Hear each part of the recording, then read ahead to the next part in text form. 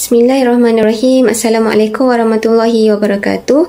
Nama saya Nurlina binti Muhammad Asri. Hari ini saya akan membentangkan satu infografik yang berkaitan model Asia untuk subjek pendidikan Islam bagi tahun 5, tajuk Tayamum. Saya akan teruskan dengan pengenalan model Asia. Model Asia telah dikubal oleh Hennish, Molenda, Russell dan juga Smaldino pada tahun 1993 dengan tujuan utama untuk menyediakan panduan yang sistematik dalam merancang dan mengendalikan pengajaran yang melibatkan pengguna media. Model ini juga menekankan pentingnya pemilihan dan penggunaan teknologi serta media yang tepat untuk meningkatkan keberkesanan pengajaran dan juga pembelajaran. Model Asia adalah akronim kepada elemen-elemen utama dalam model ini iaitu A. Analyze learners iaitu menganalisis pelajar. S. State objektif menetapkan objektif. S. Select methods media and materials memilih kaedah, media dan juga bahan. U. Utilize media and materials menggunakan media dan juga bahan. R. Require learner participation memerlukan penyertaan pelajar. E. Evaluate and revise iaitu menilai dan juga mengubah. Dengan mengikuti langkah-langkah ini, guru atau pendidik dapat merancang pengalaman pembelajaran yang lebih efektif, memperkaya pengajaran dengan media yang sesuai dan juga dapat memastikan objektif pengajaran tercapai dengan lebih berkesan. Analyze learners iaitu analisis murid. Kelas ini terdiri daripada 38 orang murid tahun 5 willpower yang mempunyai tahap kebolehan yang pelbagai iaitu merangkumi murid yang berkeupayaan tinggi, sederhana dan juga rendah. Kepelbagaian ini memerlukan pendekatan pengajaran yang bersifat diferensiasi agar semua murid dapat mencapai objektif pembelajaran. Dari segi gaya pembelajaran, murid menunjukkan kecenderungan kepada gaya visual, auditori dan juga kinestetik yang bermaksud mereka belajar dengan lebih berkesan melalui pemerhatian, pendengaran dan juga pergerakan fizikal. Selain itu, murid telah mempunyai pengetahuan sedia ada berkaitan wuduk. Namun mereka masih belum jelas atau memahami dengan mendalam tentang keadaan dan memerlukan mereka untuk melakukan tayamum. Oleh itu, pengajaran perlu menitikberatkan penjelasan situasi tayamum secara kontekstual serta penggunaan bahan batu mengajar yang sesuai dengan gaya pembelajaran masing-masing untuk memastikan kefahaman yang lebih menyeluruh. Seterusnya, state objektif iaitu objektif pembelajaran. Pada akhir pembelajaran, murid akan dapat yang pertama ialah menyatakan maksud tayamum dengan betul. Yang kedua, menyenaraikan sebab-sebab tayamum secara lisan. Yang ketiga pula ialah menunjukkan langkah-langkah tayamum dengan betul secara berkumpulan.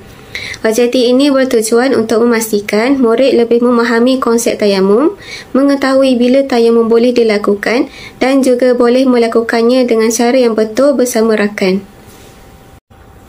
Seterusnya, select methods, media and materials, kaedah, media dan bahan. Untuk memastikan murid lebih mudah faham dan juga seronok belajar, guru akan menggunakan pelbagai kaedah pengajaran yang sesuai dengan isi pelajaran dan juga tahap murid. Kaedah demonstrasi di mana guru akan menunjukkan langkah-langkah tayamum secara lebih praktikal supaya murid dapat melihat dan juga meniru dengan betul. Seterusnya, kaedah perbincangan bagi memberi ruang kepada murid untuk berkongsi pandangan dan bertanya soalan dalam kumpulan. Yang ketiga pula ialah kaedah soal jawab untuk menggalakkan murid berfikir dan juga menjawab secara lisan berdasarkan apa yang telah mereka pelajari. Yang terakhir sekali ialah kaedah kuis interaktif yang digunakan di akhir pembelajaran untuk menarik minat murid dan juga menguji pemahaman mereka dalam suasana yang lebih santai dan juga menyeronokkan. Saya menggunakan kuis interaktif iaitu word wall dan juga squeezy. Gabungan kaedah-kaedah ini membantu memenuhi gaya pembelajaran murid yang berbeza serta meningkatkan pelibatan aktif sepanjang proses pembelajaran berlangsung. Utilize media and materials, penggunaan media dan bahan. Sepanjang sesi pembelajaran, berbagai media dan bahan digunakan untuk menyokong pengajaran dan pembelajaran. Set induksi dimulakan dengan tontonan video berkaitan tayamum untuk menarik minat dan juga memberi gambaran awal kepada murid. Langkah yang pertama, guru memberikan penerangan menggunakan Canva yang mengandungi maklumat dan gambar menarik untuk membantu pemahaman murid. Langkah yang kedua pula ialah murid berbincang dalam kumpulan dan merancang sketsa pemetangan berdasarkan topik. Langkah yang ketiga, murid melakukan demonstrasi tayamum secara berkumpulan bagi mengaplikasikan apa yang telah dipelajari. Seterusnya, untuk penutup, murid menyertai kuis interaktif dan juga melengkapkan lembaran kerja sebagai aktiviti pengukuhan. Media dan bahan ini dipilih untuk menyokong gaya pembelajaran murid, seterusnya meningkatkan pelibatan aktif dan memantapkan lagi pemahaman mereka tentang tajuk tayamum. Require linear participation, iaitu pelibatan murid. Sepanjang pembelajaran, murid terlibat secara aktif melalui pelbagai aktiviti. Murid akan menjawab soalan berdasarkan video tayamum yang ditonton semasa seinduksi. Seterusnya, mereka akan berlakon situasi yang memerlukan tayamum dalam bentuk sketsa secara berkumpulan.